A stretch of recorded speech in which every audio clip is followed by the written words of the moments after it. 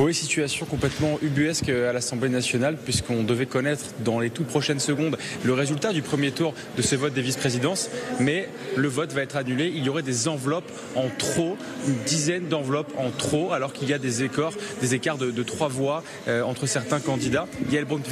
Madame Yaël Braun-Pivet est en train de s'exprimer. Que j'ai consulté, nous allons devoir refaire le scrutin dans la mesure où les résultats aboutissaient à de trop faibles écarts.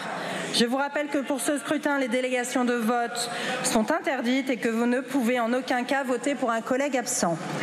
Pour les fonctions de vice-président, je reste saisie de 8 candidatures, celles de Mme Nadège Abo-Mangoli, de M. Xavier Breton, de M. Sébastien Chenu, de Mme Annie Genevard, de Mme Clémence Guettet, de Mme Hélène Laporte, de M. Roland Lescure et de Mme Naïma Mouchou. Je rappelle qu'au premier tour sont élus dans l'ordre des suffrages les candidats ayant obtenu la majorité absolue des suffrages exprimés. Le vote se déroule dans les salons pour une durée de 30 minutes. Les bulletins imprimés sont à votre disposition, les bulletins manuscrits sont valables. Donc une seule enveloppe, un seul bulletin, plusieurs bulletins dans une seule enveloppe, avec maximum 6 noms dans chaque qui rappelle quelques règles élémentaires pour ce vote. Alors c'est vrai que les bras nous en tombent, Patrice Duhamel, il faut revoter. Alors on disait que ce vote allait durer peut-être jusqu'au bout de la nuit, bien on est bien parti pour. Oui, c'est assez étonnant d'entendre la présidente de l'Assemblée nationale dire un seul bulletin par enveloppe, etc. C'est le b.a.-ba, mais après tout, si les députés qui ont fait des erreurs volontaires ou involontaires ne le savaient pas, au moins ils auront appris quelque chose. Juste 2 remarques. La première sur la désunion de l'ancienne majorité.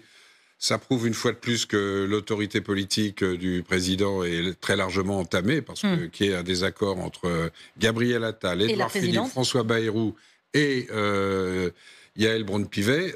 Ça prouve quand même que c'est un sérieux désordre sur un sujet qui est quand même très important, puisqu'il est à la fois politique, moral, éthique, etc. Deuxième remarque très vite, on va vivre jusqu'à la prochaine dissolution avec en permanence ce débat ni, oui, non, etc. Est-ce qu'il y a 2 extrêmes? Est-ce qu'il n'y en a qu'un? Sachant qu'il y a un article du règlement intérieur de l'Assemblée depuis la réforme constitutionnelle. Alors, c'est pas dans la Constitution, c'est dans le règlement de l'Assemblée, l'article 39, qui prévoit que les responsabilités les plus importantes au sein de l'Assemblée nationale sont réparties en fonction des forces en présence. Donc normalement, il devrait y avoir... Normalement, si on vivait dans un pays à peu près normal, mais ce n'est pas le cas de la France, et encore moins dans la confusion actuelle avec ces 3 blocs, on devrait avoir une représentation générale. On verra cette nuit, demain matin, je ne sais pas. Ça va durer toute la nuit, Frédéric. Ça peut durer jusqu'au bout. Puisque là, ils revotent à partir de 5h30. Surtout si on doit recommencer, là on repart à 0 pour le premier tour. Donc oui, là on calculait déjà avec peut-être 4h du matin initialement. Là, il faut rajouter encore 2 heures en plus. Donc ça fait peut-être jusqu'à 6h du matin. Allez, Léonard Attal est à l'Assemblée. Donc tout à l'heure, on a été interrompu par Yaël Braun-Pivet qui a rappelé quelques règles élémentaires et qui justement annonçait l'annulation de ce premier tour. Vous êtes avec Vincent Jeanbrun, Léonard Attal. Oui, tout à fait, avec M. Vincent Jeanbrun, député LR, la droite républicaine. On vient d'assister à une situation complètement dingue. Un scrutin annulé au sein de l'Assemblée nationale parce qu'il y avait trop d'enveloppes. Alors, à votre avis, est-ce que certains députés ont cherché à altérer la sincérité du scrutin? Écoutez, c'est évidemment une question complexe, mais quand il y a 1 ou 2 enveloppes, on peut se dire qu'il y a eu une erreur. Là, 10 enveloppes, c'est quand même énorme. Je vois le dispositif qui est mis en place avec chaque personne pointée systématiquement. Ça paraît compliqué qu'il y ait eu autant d'erreurs. Donc ça laisse supposer que certains ont vraiment volontairement essayé de glisser plusieurs enveloppes en même temps. Donc je peux de pas. bourrage d'urne dans un scrutin à l'Assemblée nationale, c'est une première. On avait très peur de la bordélisation de cette belle institution, et là on a un premier exemple. Donc je ne peux qu'espérer que le prochain scrutin se passe bien. Mais ce qui est sûr, c'est que de toute façon, on voit que les règles du jeu ne sont pas respectées, et surtout on voit quelque chose qui est hallucinant, puisque on l'a vu sur ce premier scrutin, le Rassemblement national a décidé de faire la courte échelle à la LFI, et un Rassemblement national qui d'habitude dit défendre les forces de l'ordre, protéger le pouvoir d'achat, lutter contre le communautarisme et les radicaliser, et qui aujourd'hui vote pour la LFI. C'est clairement ce qu'ils ont fait aujourd'hui. Ils ont sur leur bulletin de vote le nom de 2 députés LFI qui vont donc devenir, grâce à leur voix, vice-président de l'Assemblée nationale. Les voix du RN servent aujourd'hui à élire 2 vice-présidents de notre Assemblée LFI. L'extrême droite est désormais le marchepied de l'extrême gauche. Et de votre côté, on a l'impression que ça y est, il y a une alliance entre le camp présidentiel et la droite républicaine, puisque sur les bulletins du camp présidentiel, il y a 4 noms, pas 6, se sont arrêtés à 4. 2 noms, Naïma Mouchou et Roland Lescure du camp présidentiel. 2 noms, Xavier Breton et Annie Genevard pour la droite républicaine. Ça y est, est-ce que cela veut dire que vous êtes avec le camp présidentiel main dans la main pour aller chercher ces postes stratégiques à l'Assemblée et peut-être plus pour la suite? Nous prenons nos responsabilités depuis le premier jour. Et prendre ces responsabilités pour que cette institution fonctionne, c'est faire en sorte que ceux qui bordélisent l'Assemblée nationale n'obtiennent pas les postes. Donc effectivement, nous avons fait en sorte de discuter avec toutes les forces républicaines qui sont d'accord sur le mode de fonctionnement de cette Assemblée. Il y a une cohérence dans ce mouvement-là. Là où il y a une incohérence profonde, parce qu'il y a une divergence de ligne majeure, c'est clairement le Rassemblement national qui aujourd'hui vote pour les anti-police, vote pour ceux qui défendent le communautarisme, vote pour un certain nombre de personnes qui veulent mettre le bazar dans nos rues et dans nos institutions. Bref, l'inverse de ce que le Rassemblement national a promis à ses électeurs. Il y a donc une trahison profonde pour les électeurs qui ont cru que Marine Le Pen tiendrait ses promesses. La vérité, c'est que Marine Le Pen aujourd'hui, c'est le premier soutien, le premier sponsor de la LFI. C'est ce qui se passe actuellement à l'Assemblée nationale. Marine Le Pen, candidate pour Jean-Luc Mélenchon. Merci beaucoup Vincent Jeanbrun et on vous laisse aller voter puisque vous devez à nouveau aller mettre un bulletin. Merci beaucoup. Merci. Et merci à vous, Léonard Attal, en direct de l'Assemblée. On vous retrouve évidemment au fil de ce grand dossier. Indiane, quelle image ça donne de ce qui se passe à l'Assemblée, finalement, avec ce premier tour qui est annulé, a priori un bourrage des urnes, et puis surtout, effectivement, les différentes composantes de la majorité qui se déchirent par rapport à la présence du Rassemblement national et de la France insoumise. Ça donne une image terrible de la politique et une image terrible des députés de l'Assemblée nationale. On est déjà dans un contexte qui est très difficile, un contexte de défiance, un contexte de méfiance. On en avait déjà parlé ce matin. Les Français sont en train de voir des députés, éventuellement, si ça venait à être confirmé, qui ont bourré les urnes. C'est quand même extraordinaire comme chose, et de mémoire, je ne suis pas sûre que ça se soit déjà passé dans ce genre de situation.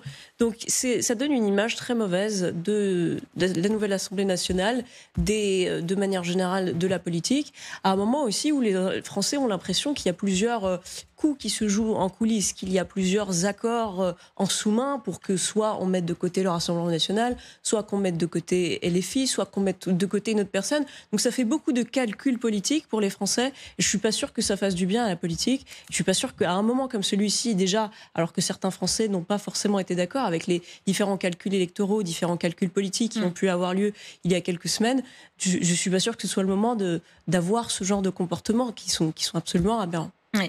Et Marine Le Pen, tout à l'heure, elle a publié un post dans lequel elle rappelle justement le règlement intérieur dont vous faisiez allusion tout à l'heure. Un post dans lequel elle dit le nombre de députés du RN et de ses alliés doit, en fonction du règlement intérieur de l'Assemblée, lui permettre d'obtenir un questeur, 2 vice-présidents, 2 secrétaires. Frédéric Delpech, est-ce que le Rassemblement national y parviendra ?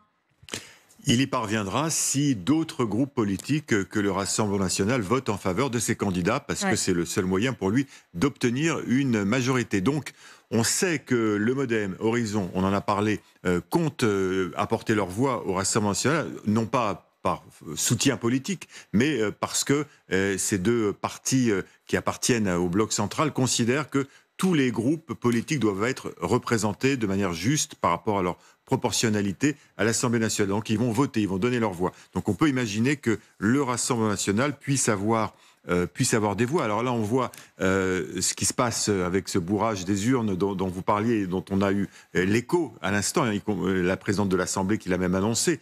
Visiblement, certains, alors on ne va pas dire, c'est difficile de dire d'où ça vient, mais c'est un bulletin secret, effectivement. On a le sentiment que certains veulent ralentir les opérations, alors, les compliquer. Éric Coquerel va répondre aux questions de Léonard Attal tout de suite à l'Assemblée. Voilà. Léonard Attal, c'est à vous.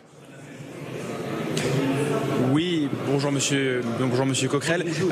Que s'est-il passé avec ce scrutin ? Est-ce que c'est une fraude ? Est-ce que certains ont cherché à frauder avec ce vote ? Frauder, je ne sais pas, mais en tout cas, faire en sorte de le rendre nul. Parce que 10 enveloppes en trop, c'est pas un hasard. Une enveloppe, ça peut être un hasard. Sans le faire exprès, une personne met 2 enveloppes. 10 enveloppes, ça fait beaucoup quand même.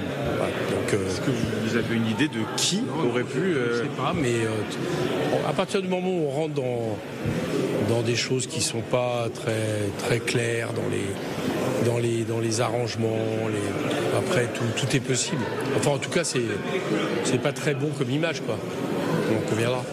On parle beaucoup d'arrangements, d'accords ces dernières heures. Là, on voit un vote qui se passe très mal au sein de l'Assemblée nationale. Globalement, depuis le résultat de ces élections législatives, quelle image renvoie la représentation nationale aux Français? Mauvaise? Très mauvaise? Non, pas la représentation nationale globalement. Peut-être que ceux qui, aujourd'hui, veulent continuer à présider l'Assemblée, gouverner le pays, alors qu'ils sont minoritaires, c'est peut-être ça qu'il faut peut-être poser comme question. Parce que vous pensez que c'est le camp présidentiel qui serait responsable? Je n'ai pas dit ça. Je parle des problématiques de ce genre de choses qui, globalement, sont quand même facilitées, nourries par le fait qu'on est un camp qui a décidé de se maintenir coûte que coûte alors qu'il a perdu. Et je pense qu'après, il peut y avoir toutes sortes de choses qui se passent. C'est ça que je veux dire.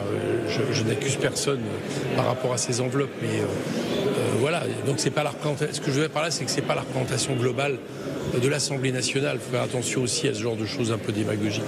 Le camp du Rassemblement national a annoncé voter pour un panel assez large de candidats, y compris pour des candidates La France Insoumise, ce qui devrait vous permettre, si ce prochain scrutin se passe bien cette fois, de faire élire vos candidates dès le premier tour. Est-ce que vous dites merci au Rassemblement national de vous permettre de remporter ces victoires? Non, vous le savez bien, et c'est fait exprès de la part du Rassemblement national, c'est une manière pour eux de re-rentrer dans le débat de manière pas très agréable.